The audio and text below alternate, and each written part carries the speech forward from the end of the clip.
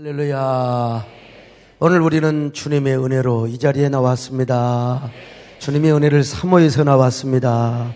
여러분, 우리가 이렇게 금요철학에도 나와서 찬양을 하고 기도하고 말씀을 듣는 게 얼마나 큰 은혜요 축복인지 모릅니다.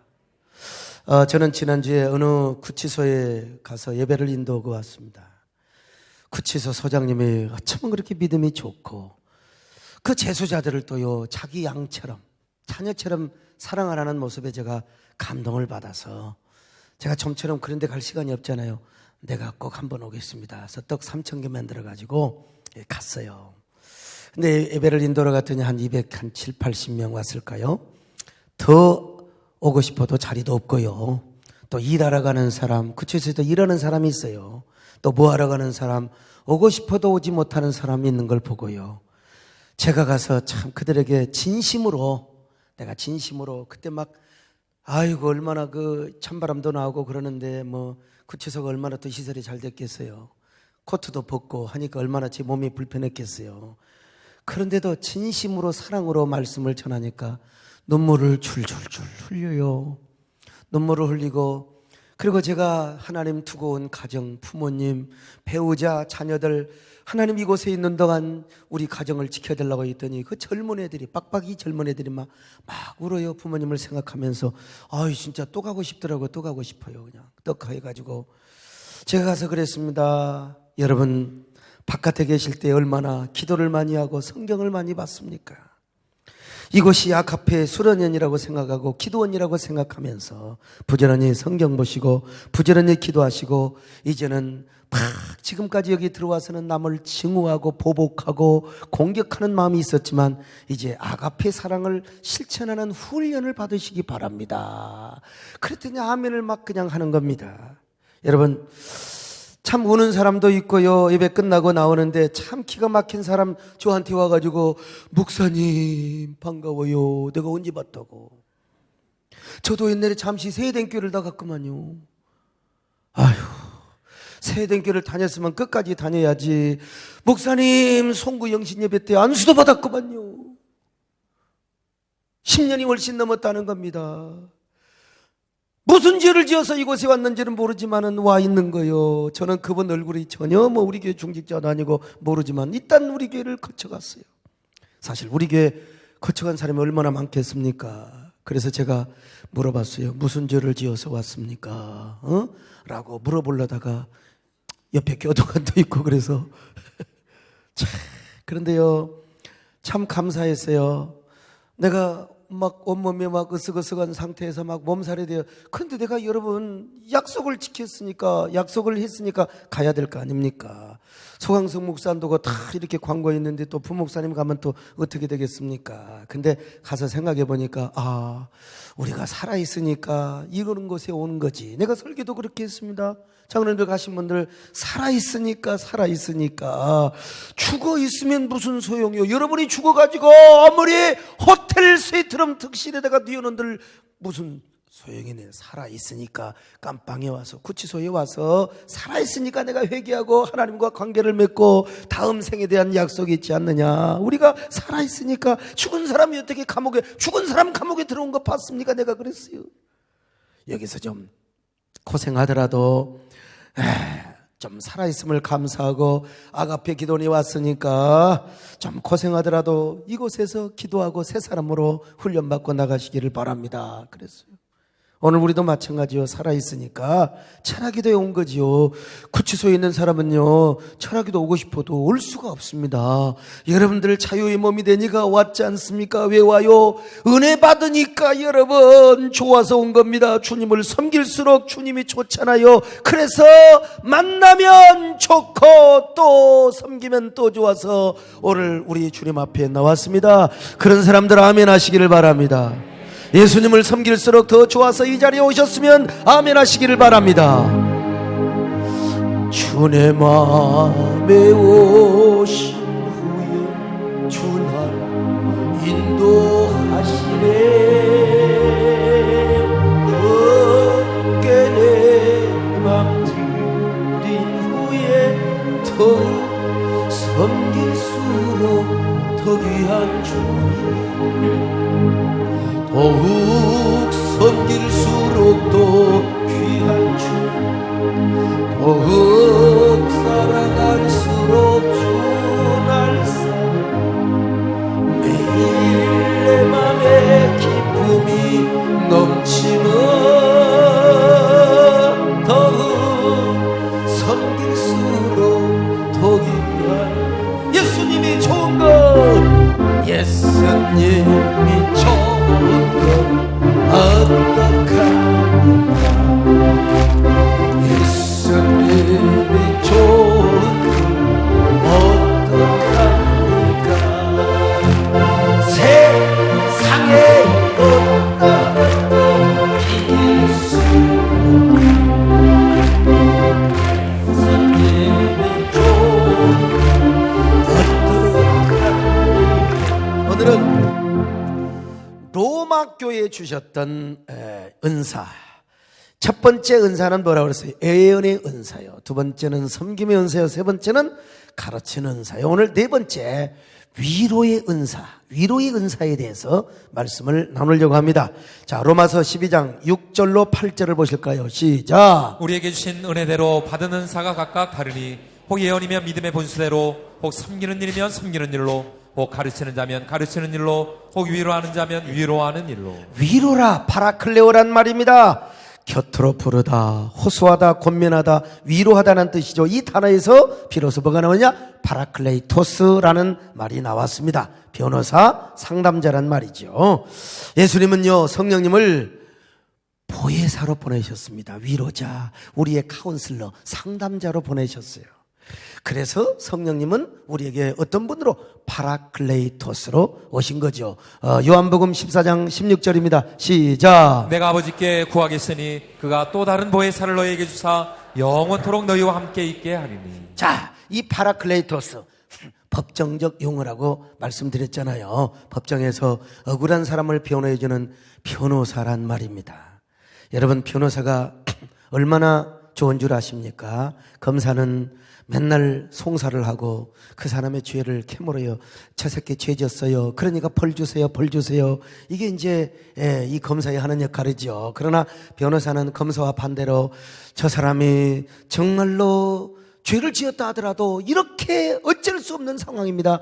그러니까 너무 정죄해서는 안 됩니다. 그리고 그 사람이 억울한 부분을 막 그냥 캄프라치 해주고 변호해주고 보호해주는 사람을 뭐라고 합니까? 바로 이 파라클레이토스, 변호사라고 하는 겁니다. 그래서 죄인의 입장에서 볼 때는요, 검사는 굉장히 무서워. 그러나 변호사는요, 그렇게 친근할 수가 없어요. 변호사 앞에 울 수 있고 변호사에게 모든 걸 다 고백할 수 있어요. 제대로 된 변호사는 그거 이용하지 않습니다. 그냥 들은 걸로 끝나는 거예요. 그리고 그 사람의 억울한 부분을 전부 이렇게 다 캄프라치 해주고 변호하고 보호하고, 이게 진짜 변호사입니다. 인간의 타락한 변호사는 잘못된 이런 변호를 할 수 있을지 모르지만, 그러나 여러분, 성령님 절대로 그렇지 않습니다. 우리는 성령님 앞에 다 모든 것을 이실직고하고 모든 걸 솔직하게 정직하게 고백할 때 성령께서 우리를 대신하여 하나님께 우리를 변호해 주심을 믿으시기를 바랍니다. 자, 그런데 이 파라클레이토스가 이스라엘에 와서 누구의 별칭으로 됐다고 그랬죠? 어머니의 별칭, 어머니의 별명. 그래서 어머니의 역할이 자식들에게 파라클레이토스 같은 역할을 했다는 겁니다. 여러분, 제가 아마 여러분에게 수없이 얘기를 했잖아요. 이스라엘의 아버지는 굉장히 엄격한 존재라고 그랬어요. 그래서 자녀가 곁길로 가면은 이 자녀를 막 패대는 겁니다. 패대. 인정사정 없이 막 몽둥이로 막 다리를 분질러 버릴 정도로 아들에게 체벌을 가합니다. 그러면 그렇게 무자비하게 매를 맞은 아들 녀석은 아버지의 사랑을 의심합니다. 저 양반이 내 아버지가 진짜 맞단 말인가? 저 양반이 진짜 내 아버지가 맞다면 나를 이렇게 무자비하게 무정하게 때릴 수가 있단 말이냐? 그리고 아버지 사랑을 의심하고 있을 때, 여러분, 어머니가 가서 이놈아, 네 아버지가 너 잘 되려고 하는 거지 이놈아. 어? 너를 때려놓고 아버지가 지금 아버지가 안방에 가서 얼마나 지금 분해하고 있고 미안해하고 있고 가슴 아파하는 줄 알아 이놈아. 가서 아버지를 봐라 이놈아. 그래 보니까 아버지가 진짜 그냥 아주 눈물 짓고 아들을 때리는 그 마음이 너무너무 그냥 아픈 거예요. 막 이런 모습을 아들이 본 거예요. 봐가지고 아버지 앞에 가서 아버지 잘못했습니다. 죄송합니다. 그래서 아버지와 아들과의 관계를 아주 아름다운 관계로, 올바른 관계로 만들어주는 그 역할이 누구냐? 바로 어머니라 이 말이에요. 어머니. 대부분 다 그렇죠. 물론 우리 집은 좀 바꿨어요. 우리 어릴 때 보면 우리가 아니라 우리 아들 어릴 때 보면 막 나는 우리 아들 아까워서 못 패는데 집사람이 패는 거야, 집사람이. 그래서 내가 여보 미안해, 때리지 마.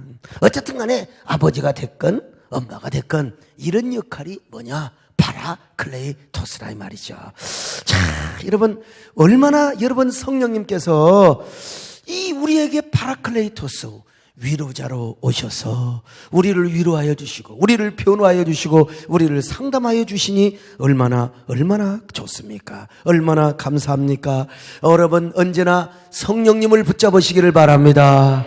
성령님을 따르시기를 바랍니다. 아멘. 진실하신 주 성령 성도 곁에 계시사 술래길을 가주여 오늘도 우리의 손을 잡아주시옵소서. 손을 잡아주소서.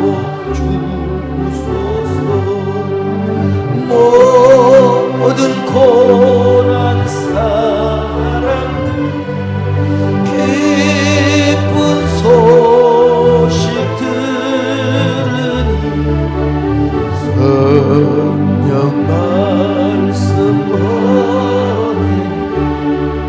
어서 오르지.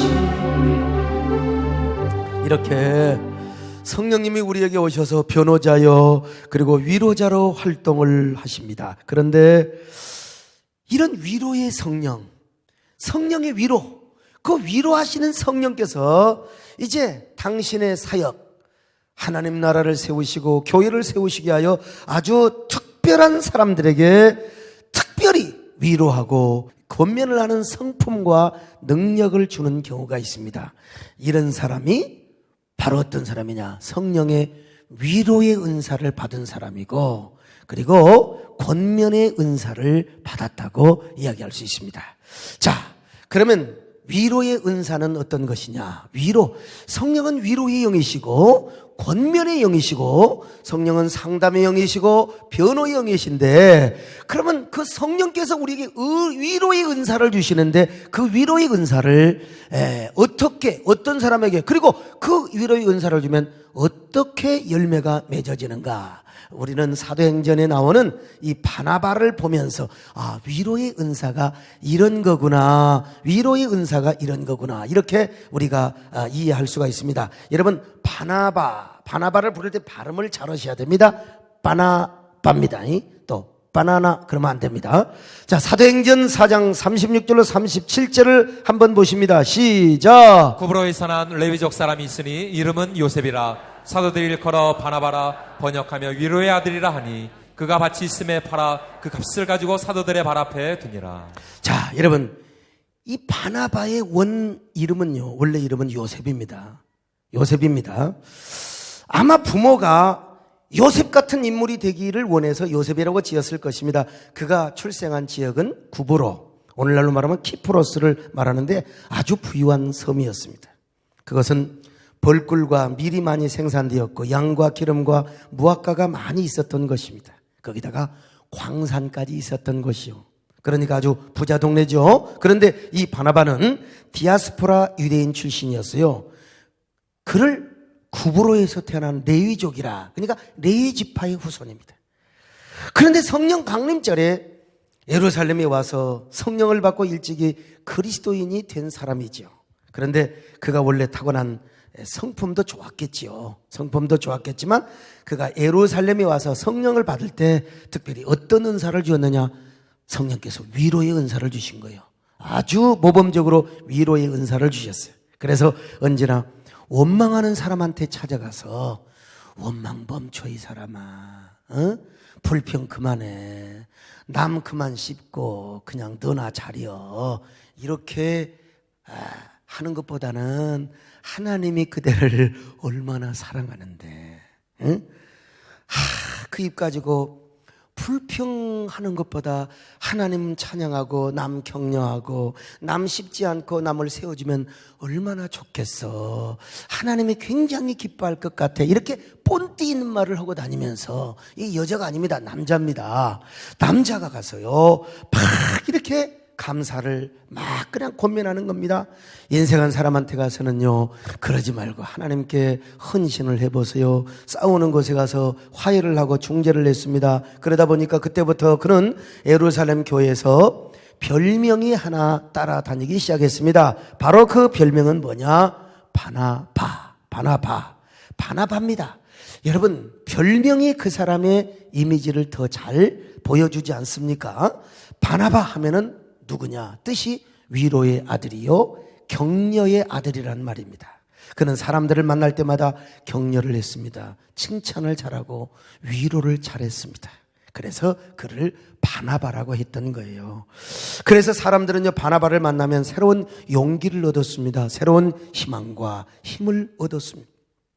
그래서 그는 미스터 선샤인을 넘어서 미스터 격려가 되고 미스터 칭찬이 되고 미스터 위로가 되었던 것입니다. 오늘 여러분 성령님의 은혜로 미스터 격려가 되시기를 바랍니다. 미세스 격려가 되시기를 축원합니다. 미스터 권면이 되시기를 바랍니다. 미스터 위로가 되시기를 바랍니다. 미세스 위로와 격려가 되시기를 주의 이름으로 축원합니다. 한번 불러볼까요? 당신은 하나님의 언약 안에 있는 축복의 통로, 당신을 통하여서 열방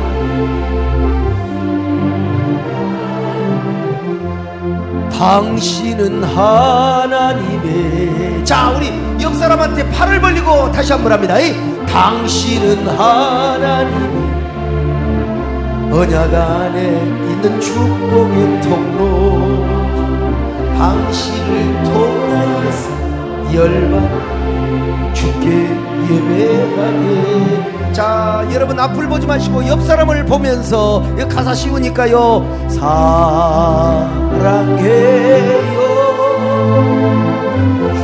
축복해요 당신의 마음에 우리의 사랑을 드려요. 그런데 어떤 사람은 미스터 촉새, 미세스 비비새. 비비새 알아요? 비비새? 아유 참, 그놈 입 좀 가만히 좀 뒀으면 얼마나 좋아. 교회는 주로 말입니다. 말. 그 뭐하게 말을 해가지고 말이야. 그냥 누가 또 그걸 또 전달을 해. 전달해. 장로님들 죄송해요. 아무튼 근데 가슴이 뜨끔한 사람도 지금 있어요. 딱 보니까요. 말 가지고 말 옮겨서 상처를 줍니다. 불평을 옮기고 다녀. 남한테 좋지 않는 말이나 전달하고 이간질 시키고요. 여러분, 우리끼리는 심심해서 그런 말을 했는지 모르지만 당사자가 들으면 그건 상처가 돼요. 돌이 돼요. 그것을 자기들끼리 말했으면 되지 뭘 또 그걸 또 전달을 해. 당사자는 또 아니면 되는 거지. 그거 아니면 되는 거지. 또 그걸 확인하는 과정에서 상처와 상처를, 그러니까 계속 가시나무새의 삶을 살 수밖에 없는 거죠. 차라리 그래서 그 가시에 쭉 꼭꼭 찌르면 되지만, 이 못된 가시나무새는 또 지가 찔린 게 아니라 남을 찌르고 다니네. 이런 사람은 어떤 영을 받았느냐, 어떤 은사를 받았느냐? 촉새의 은사를 받은 사람. 촉새 은사. 그래서 성도 간에 막 이간질을 하고 막 교회를 분쟁하게 만드는지 몰라요. 제가 싫어하는 사람이 있어요. 꼭 참고하시고 그 사람 여기 없으면 전달해 주세요. 제가 가끔요 설교할 때 저희 집사람 얘기하잖아요. 그럼 우리 마누라 얘기지 누구 이야기하겠어요. 아무리 믿음이 좋다고 김영롱 권사님 맨날 얘기하면 상처받잖아요. 저희 집사람은 아무리 상처받아도 교회 나가지는 않아요. 내가 믿을 여자는 우리 마누라밖에 없어요. 사실 누구 이야기를 하겠어요? 제 목적은 집사람을 흉을 보고 끌어내리려고 하는 게 아니라 집사람 이야기를 하면서 우리 성도들 은혜 받고 깨닫도록 하기 위해서. 여러분, 저쪽에서 조는 사람이 있어도 장로님 한 사람 졸면 장로님 졸지 마세요. 그러면 저쪽도 깨거든요. 네. 그러면 그 이야기를 듣고 성도들이 좀 이렇게 말하고 나가면 얼마나 좋겠어요. 사모님 정말 좋으시겠어요? 정말 행복하시겠어요? 저 사모님 이야기 듣고 진짜 은혜 받았어요. 사모님 천국 가면 너무 상급이 클 것 같아요. 사모님 사랑합니다. 은혜 받았습니다. 그러면요, 와, 우리 집사람도 얼마나 행복하고 나한테 뭐라고 안 하지. 근데 꼭 나가면서 뭐라고 하냐면요, 사모님 저희들이 있잖아요. 저희는 사모님 편이에요. 여러분, 이게 그 사람 입장에서는 위로를 한다고 하지만 이건 위로가 아니라 촉세입니다. 저와 집사람의 관계를 자꾸 이간하는 거예요. 여러분들은 좋게 얘기하고 우리 집사람을 참 칭찬하고 위로한다고 하지만 집사람에게 일단 그것이 상처가 되고 그 상처가 저한테 왔다. 그러면 저의 목회를 방해하는 거예요. 이런 사람은 위로의 은사가 아니라 촉세의 은사라는 사실. 꼭 다른 건 잊어먹지 마시고 이거 딱 기억하고 돌아가시기를 축원합니다. 나는 위로해 준다고 하는데 오히려 상대방이 그것 때문에 섭섭하고 시험이 든다. 이거 위로가 아닙니다, 여러분. 위로는 상대방 편에서 해야 돼요. 상대방 편에서. 위로의 결과는 그 사람의 위로를 받고 격려를 받는 것입니다. 그것이 바로 성령께서 하시는 위로라는 겁니다. 그렇지 않으면 다 인간적인 위로야. 요 인간적인 위로는요, 상대적이에요. 그 사람이 어떻게 받을 수 있느냐. 그 사람의 그릇의 차이에 따라서 상처를 받을 수도 있고 그럴 수 있는 겁니다. 여러분, 어떤 경우에도 오늘 철학에도 나오신 여러분들이요, 촉세 은사 받지 마시기를 축원합니다. 위로의 은사를 받으시기를 바랍니다. 옆 사람하고 인사 좀 하세요. 어쩌면 이렇게 위로의 아들 아니면 여자는 위로의 딸처럼 생기셨어요. 아이고, 멀미가 나와도 오늘은 참고 그냥, 집사님 지금 고난당한 거 하나님 복 주시려고 그래. 하나님이 더 큰 은혜 주시려고 지금 이 고난이 있는 거야. 생명나무만 선택해봐. 반드시 하나님께서 역전의 은혜를 주시고 반전의 축복을 주실 거야. 그러므로 우리 기도하며 생명나무 선택해요. 목사님한테 어떤 사람 또 상처받아요. 근데 나는 잘한다고 했어요. 누구 한 사람 들으라고 하는 게 아니라 객관적으로 교회를 세우기 위해서 해요. 근데 이쪽에서 볼 때는 이럴 수 있고 저쪽에서 볼 때는 저럴 수 있는 거예요. 그러면 가가지고 목사님이다, 교회를 생각해서 우리가 이 말씀을 잘만 받으면 축복이에요. 이 말씀 진짜 잘만 받으면 우리에게 더 은혜가 되고 교회가 부흥이 돼요. 이렇게 해야지. 집사님 우리가 있잖아, 전도사님 우리가 있잖아, 우리가, 이게 뭐냐면, 이거 자체가 뭐냐면 사일러 이펙트, 평가라는 거예요, 여러분요. 언제나 미스터 바나바 되시기를 축원합니다. 미스터 격려가 되시기를 축원합니다. 미스터 위로가 되시기를 바랍니다. 그러기 위해서 여러분, 생명나무, 항상 생명나무를 붙잡으시기를 바랍니다. 생명나무를 붙잡고 여러분 막 사람을 세워주며 격려하는 여러분 되시기를 축원합니다. 나의 생명이시소, 당신은 나의 생명나무, 나의 사랑, 나의 소망이시소, 나의 생명나무. 할렐루야의 에덴 동산 중앙에 생명과 신뢰 증명, 푸르름 가득했던 생명나무.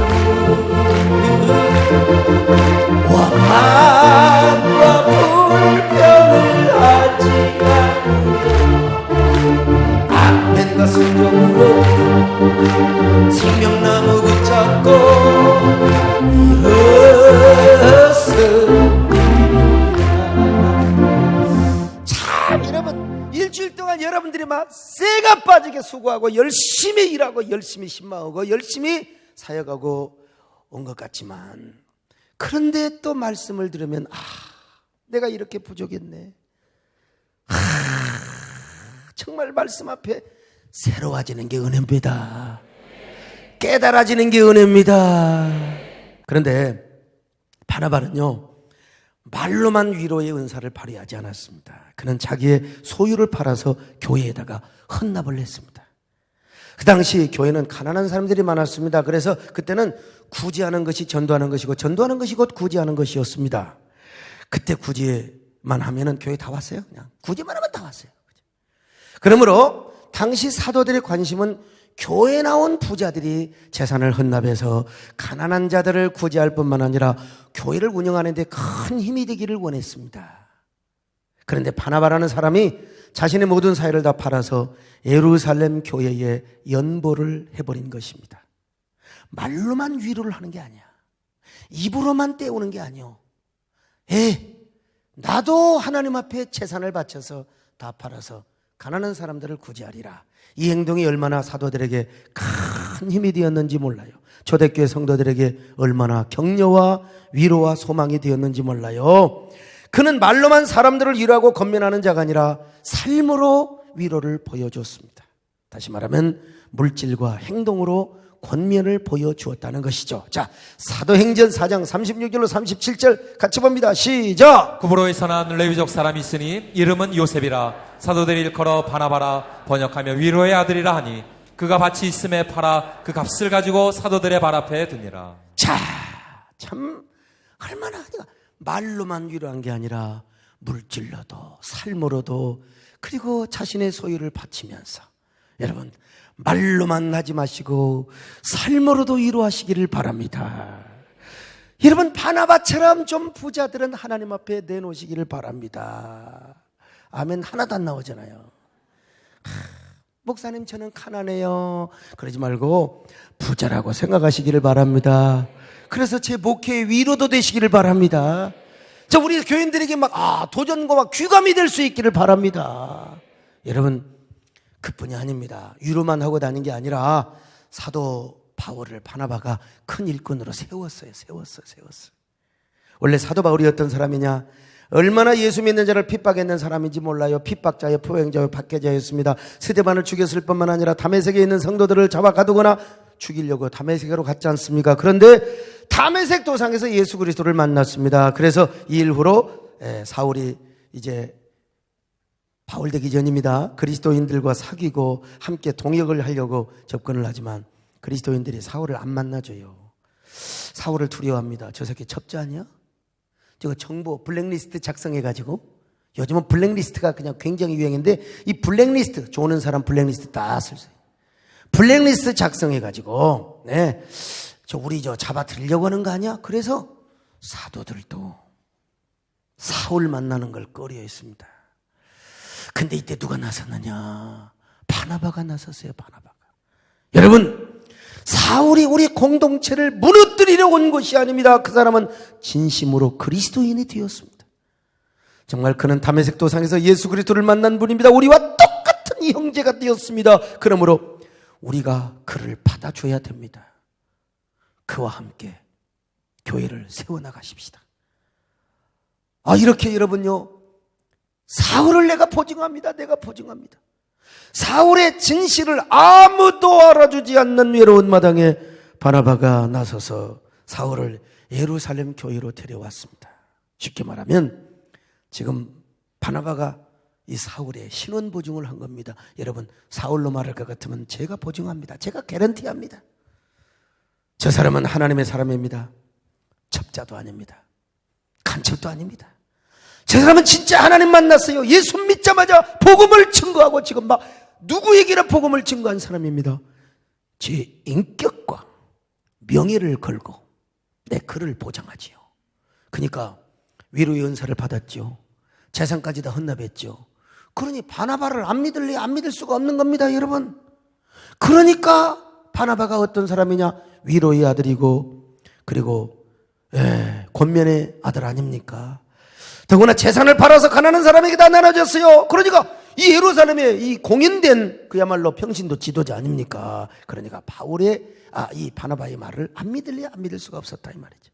그래서 바울과 예루살렘 교인들이 서로 교제를 하고 소통을 하게 된 것입니다. 그 결과 어떻게 되었느냐? 온 유대와 갈릴리와 사마리아와 모든 교회가 평안하여 든든히 서가고 주를 경외함과 성령의 위로로 진행하여 수가 더 많아졌더라. 교회가 부흥하게 되었다. 할렐루야. 여러분, 교회는요 세워주는 역사가 있어야 됩니다. 남을 비방하고 남의 기관을 공격하는 게 아니라 세워주고 덮어주고 위로하고 손잡아주고 격려하고 이런 교회가 부흥하게 되는 거예요. 자, 사도행전 9장 26절로 31절 한번 잘 읽어봅니다. 시작. 사울이 예루살렘에 가서 제자들을 사이고자 하나 다 두려워하여 그가 제자됨을 믿지 아니하니 바나바가 데리고 사도들에게 가서 그가 길에서 어떻게 주를 보았는지와 주께서 그에게 말씀하신 일과 다메섹에서 그가 어떻게 예수의 이름으로 담대히 말하였는지를 전하니라. 사울이 제자들과 함께 있어 예루살렘에 출입하며 또 주 예수의 이름으로 담대히 말하고 헬라파 유대인들과 함께 말하며 변론하니 그 사람들이 죽이려고 힘쓰거늘 형제들이 알고 가이사랴로 데리고 내려가서 다소로 보내니라. 그리하여 온 유대와 갈릴리와 사마리아 교회가 평안하여 든든히 서가고 주를 경외함과 성령의 위로로 진행하여 수가 더 많아집니다. 여러분, 이 바나바가 사울을 세워주는 이 사건을 중심으로 해서 예루살렘 교회가 부흥하고 저 갈릴리 교회가 부흥하고 이 지역의 교회들이 다 부흥을 하게 되었다고 말씀하고 있습니다. 여러분도 바나바가 사울을 믿어주고 사울을 세워줬던 것처럼 여러분 사람을 믿으시기를 바랍니다. 사람들을 세워주시기를 바랍니다. 여러분, 교회는요 바나바 같은 사람이 많을 때 교회가 부흥하게 해요. 그래서 한동안 이 바나바 운동도 했잖아요. 바나바 사역도 했잖아요. 성령의 위로의 은사를 받은 사람들이 많아야 여러분 교회가 든든하게 서지는 겁니다. 족쇄 같은 사람이 있으면요 교회는 싸운이라고 그냥 싸우다가 그냥 별 볼 일 다 보는 거예요. 남을 흘러내리고 끌어내리고 절대로 다른 말 여러분 전달하는 건 좋은 말만 전달해. 좋은 말만. 여러분 성령의 위로 격려 이런 은사가 넘쳐야 되지 않겠습니까? 그래서 남에게 위로의 따뜻한 말을 전해주고 남을 세워주고 남을 위해서 기도해주는 사람, 이런 노래가 있잖아요. 당신이 지쳐서 기도할 수 없고 눈물이 빗물처럼 흘러내릴 때 주님은 나시네. 당신의 약함을 사랑으로 인도하시네. 누군가 널 위해 기도하네. 여러분 그 누군가는 궁극적으로 성령님이시고 하늘보좌 우편에 계시는 예수 그리스도시지만, 그러나 여러분도 성령이 위로하시고 예수님도 그렇게 위로하시는 분이라면 여러분도 누군가를 위해 기도하는 그 누군가가 되시기를 축원합니다. 누군가가 되시기를 축원합니다. 할렐루야. 당신이 지쳐서 기도할 수 없고 눈물이 빗물처럼 흘러내릴 때 주님은 아시네. 당신의 약한 사랑으로 인도하시네. 누군가 널 위하여 누군가 기도하네.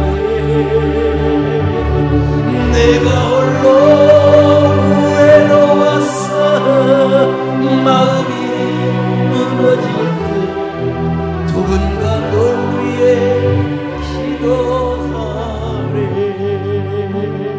누군가 널 위하여 누군가 기도하네. 내가 홀로 외로워서 마음이 무너질 때 누군가 널 위해 기도하네. 그뿐입니까? 바나바는 사도 바울을 안디옥 교회의 담임 목사로까지 초청을 합니다. 예루살렘 교회 스데반의 일로 핍박이 일어나자 예루살렘 교인들이 안디옥에 와서도 복음을 전했어요. 그래서 안디옥 교회가 생겨났습니다. 자, 사도행전 11장 20절로 21절 같이 봅니다. 시작. 그 중에 구브로와 구레네 몇 사람이 안디옥에 이르러 헬라인에게도 말하여 주 예수를 전파하니 주의 손이 그들과 함께 하심에 수많은 사람들이 믿고 주께 돌아오더라. 자, 복음을 전하니까 주의 손이 그들과 함께 하였다고 했습니다, 여러분요. 주의 손은요, 어떤 사람에게 함께 하느냐?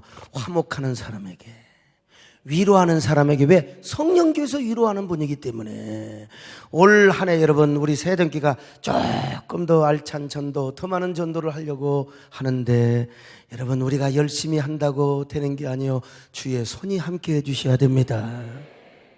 교회도요, 주님의 손이 함께 할 때 부흥의 놀라운 역사가 나타나게 되는 거예요. 여러분의 사업장도 주님의 손이 함께 해주셔야 됩니다. 주님의 손이 함께 해주셔야 된다니까요. 열면 닫을 자, 닫으면 열 자 없는 우리 주님, 다윗 왕의 열쇠를 가지신 주님의 손, 그 전능하신 손이 여러분의 인생길에 함께 하시기를 바랍니다. 여러분의 사업장에 함께 하시기를 바랍니다. 자, 그래서 주의 손이 함께 하셔서 안덕교회가 그냥 금방 부흥해버렸어요. 우리 세대교회도 주의 손이 함께 하셔서 여기까지 온 줄로 믿습니다. 올 한 해 주의 손이 우리 모든 전도단원과 모든 교구 전도대에 함께 하시기를 축원합니다. 그래서 이제 안디옥 교회가 부흥하니까 예루살렘 교회에서 바나바를 담임 목사로 보낸 겁니다. 그 교회 책임자로 보낸 거예요. 그래서 바나바가 안디옥 교회 담임 목사로 파송받은 거죠. 자, 사도행전 11장 22절 같이 봅니다. 시작. 예루살렘 교회가 이 사람들의 소문을 듣고 바나바를 안디옥까지 보내니. 자, 안디옥에 가서 보니까요, 하나님의 은혜를 본 거예요. 참, 바나바는 영적인 사람이요, 신령한 사람이요. 우리가 쫙 보면 알잖아요. 기도하는 것 보고 그 교회 가서 딱 저도 집회해보고 여러분들 말씀 들어보고 그 교회 분위기 보면 아, 은혜가 얼마나 역사하는가 여러분 다 알잖아요. 모르는 사람은 그냥 사람만 보는 거지요. 모르는 사람은 그 감지 능력이 없는 사람은. 바나바는요, 하나님의 은혜가 보인 거예요. 하나님의 은혜가. 뭐 하나님의 은혜가 노랗게 보였을까 빨갛게 보였을까 그런 색깔이 아니라, 아니고 그런 색깔이 아니라 은혜를 느낀 거지요. 하나님의 은혜가 얼마나 역사있는가를 느낀 거예요. 자, 그래서 거기서도 주와 함께 붙어 있으라, 굳건한 마음으로 주와 함께 머물러 있으라고 여기서도 권면을 하고 격려를 하고 위로를 했습니다. 자, 사도행전 11장 23절 시작. 그가 이르러 하나님의 은혜를 보고 기뻐하여 모든 사람에게 굳건한 마음으로 주와 함께 머물러 있으라 권하니. 자, 여러분, 이렇게 위로의 메시지가 있어야 돼요. 막 어떤 사람은 공격적인 메시지, 비판적인 메시지만 하면 이 부흥이 안 되는 거예요. 성령의 위로, 성령의 위로. 그렇다고 뭐 심리치료에 뭐 상담치유 그런 말이 아니라 성령의 위로입니다. 성령의 위로. 자, 바나바가 이렇게 위로의 메시지를 전하니까 막 더 교회가 또 부흥이 되는 거예요. 자, 사도행전 11장 24절 시작. 바나바는 착한 사람이요 성령과 믿음이 충만한 사람이라 이에 큰 무리가 주께 더하여지더라. 자, 어마어마한 부흥. 근데 바나바가 보니까 나는 너무나 약해. 나 혼자 힘으로 안디옥 교회를 섬길 수가 없어. 그래서 다소에 있는 사울을 찾으러 가는 거예요. 사도 바울을 찾으러 가서 이럴 때 사도 바울과 함께 목회를 하면 좋겠구나. 그래서 사도 바울을 찾으러 가서 사도 바울을 데려옵니다. 얼마나 위대한 모습입니까? 자, 25절 같이 보실까요? 시작. 바나바가 사울을 찾으러 다소에 가서. 자, 그래서 둘이 와서 안디옥 교회에서 공동 담임 목사가 되어서 동역을 하게 되니까 안디옥 교회가 더 부흥합니다. 거기서 어떻게 됩니까? 그리스도인이라, 예수쟁이, 예수에 미친 사람, 얼마나 예수를 사랑했으면 그런 말이 나왔겠어요. 사도 바울이 와서 열정적으로 복음을 전하니까 그들이 완전히 그야말로 그 그리스도인이 된 거예요. 자, 사도행전 11장 26절입니다. 시작. 만남에 안디옥에 데리고 와서 둘이 교회에 1년간 모여있어 큰 무리를 가르쳤고 제자들이 안디옥에서 비로소 그리스도인이라 일컬음을 받게 되었다. 여러분 얼마나 멋진 사람이고 우리나라에는 뭐라고 하냐, 동업하면 안 된다. 동업하면 절대. 형제가 나고도 동업하면, 아버지고도 동업하면 안 된다. 이게 우리나라의 정설입니다. 그래서 항상 하다 보면 싸워요. 동서끼리도 싸우고 형제간끼리도 싸우고. 이 바나바도요, 사실은 은근한 경쟁심, 질투심이 있을 수 있죠. 내가 저 사람 때문에 내 인기와 명예와 존경심이 떨어지면 어쩌나, 저 사람 때문에 내 리더십과 내 자리가 흔들리지는 않을까, 이런 생각이 왜 없었겠습니까? 그러나 그는 적어도 어떤 사람이냐, 위로의 은사를 받은 사람, 위로. 그래서 사울을 경쟁자로 생각하지 않았어요. 사도 바울을 경쟁자로 생각하지 않았어요. 오히려 그는 더 큰 그림을 그렸는데 뭐냐? 사도 바울 개인을 바라보는 게 아니라 하나님 나라의 큰 그림을 그린 거예요.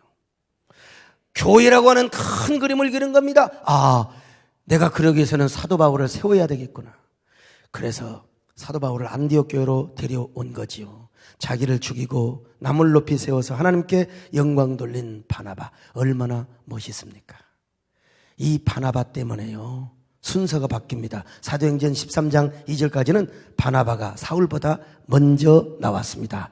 자, 사도행전 13장 2절 보실까요? 시작. 주를 섬기어 금식할 때에 성령이 이르시되 내가 불러 시키는 일을 위하여 바나바와 사울을 따로 세우라 하시니. 그런데 사도행전 13장 46절부터는 이제 바나바와 사울의 순서가 이제 바뀝니다. 자, 사도행전 13장 46절 시작. 바울과 바나바가 담대히 말하여 이르되. 이제 세계 선교의 문이 열리게 된 겁니다. 그래서 바울은 물고기가 물을 만난 듯 세계 선교의 퍼스트 리더가 되고 스타가 됩니다. 그래서 이 바울이 바나바보다 훨씬 더 영향력 있는 지도자가 되었지요. 그것을 봤던 사도행전 기자 누가는 이름의 순서를 바꾸기 시작합니다.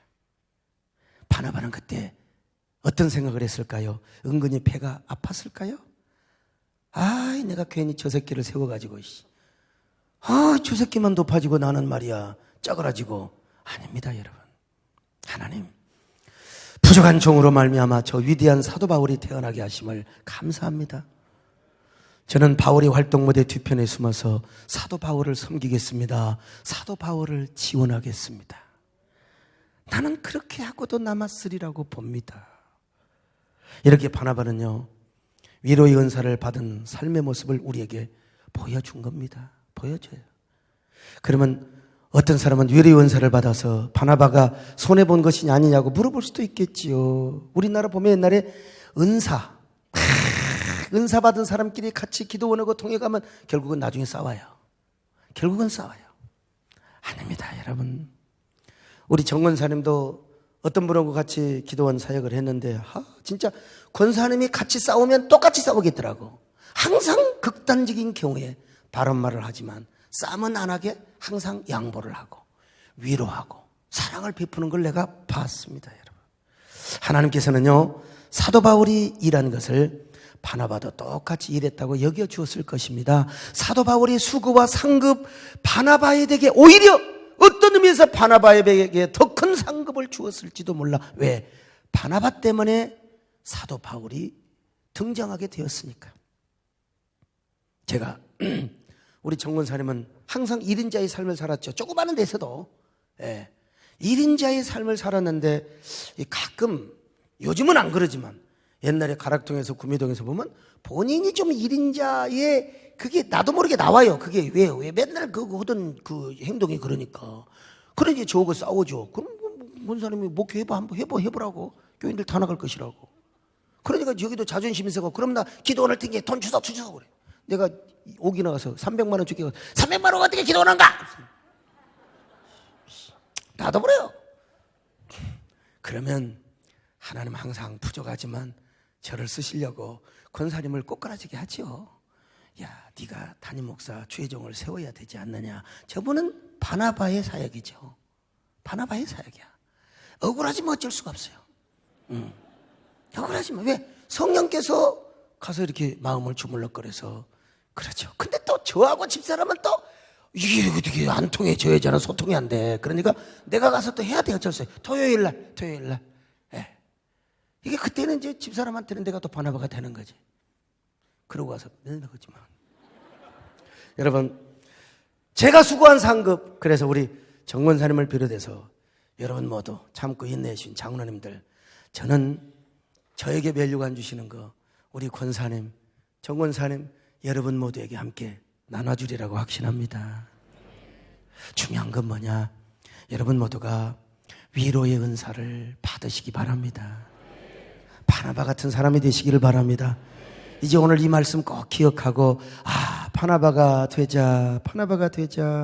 그래서 로마 교회에 특별히 이런 은사, 위로의 은사를 성령께서 소개해 주셨고 이런 위로의 은사를 주신 사람이 있었다 이 말입니다. 마찬가지로 우리 교회도 위로의 은사가 많이 필요한데요. 여러분 모두 위로의 은사를 사모하시기를 바랍니다. 하나님 오늘 말씀 듣고 보니까 진짜 위로의 은사를 받아야 되겠네요. 맞습니다. 저에게도 격려의 은사를 주시옵소서. 하나님 남을 세우게 하여 주옵소서. 남을 위로하게 하여 주옵소서. 격려하게 하여 주옵소서.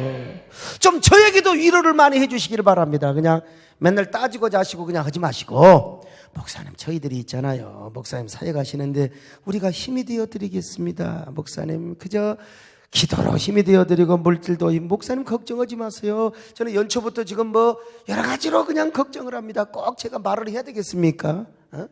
신사임당도 보이고 세종대왕도 보이고 이 또 한 해 하나님 진짜 도대체 하나님이 역사하시고 축복하실 줄로 믿습니다. 하지만요, 제가 믿음이 없어서 그러죠. 모든 걸 주님 앞에 맡겨야 되겠지만요, 또 집사님 만나면 그래야죠. 집사님 하나님 반드시 은혜 주실 거예요. 반드시 합력하여 선 이루어 주실 거예요. 그러니까 절대로 불평하지 마시고 생명나무만 선택하세요. 우리 목사님의 집사님 사랑해서 그런 말 한 거 알잖아요. 당신은 왜 그래요? 다 알고 있으면서 목사님이 집사님 사랑하는 줄 알잖아. 아이고 진짜 이런 설교하면서 우리 목사님 얼마나 눈이 근질근질하실까. 생명나무 붙듭시다. 할렐루야. 생명나무 붙으시기를 바랍니다. 우리 모두 다 이런 바나바 되시기를 주의 이름으로 축원합니다. 이런 위로의 은사를 사모하시기를 주의 이름으로 축원합니다. 위로의 은사의 주인공이 되시기를 바랍니다. 할렐루야. 그래서 우리 교회가 더욱더 든든히 서고 한국 교회를 세우는 진원지로 쓰임 받으시기를 주님의 이름으로 축원합니다. 당신은 사랑받기,